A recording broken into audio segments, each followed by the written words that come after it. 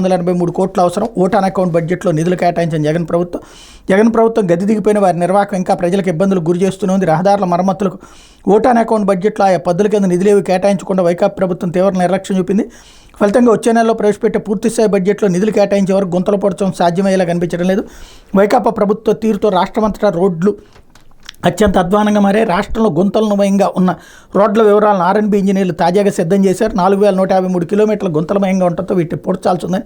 2939 కిలోమీటర్లు భారీ గుంతలు ఉండటంతో ఆ ప్రాంతాల్లో 5 నుంచి 15 మీటర్ల మేర పూర్తిస్థాయిలో మరమ్మతులు చేయాల్సి ఉంటుందని గుర్తించారు. మొత్తంగా 7092 కిలోమీటర్లు గుంతలు లేకుండా చేయాలంటే 283 కోట్లు అవసరమని నివేదిక రూపొందించారన్నటువంటి వార్తని హైలైట్ చేశారు. దీనికి బడ్జెట్ అక్కర్లేదు. రోడ్లకు సంబంధించి ఆటోమేటిక్గా ముందు ఎక్స్పెండిచర్కి జీవో ఇచ్చేసుకున్నా సరిపోతుంది, మెమో ఇచ్చుకున్నా సరిపోతుంది.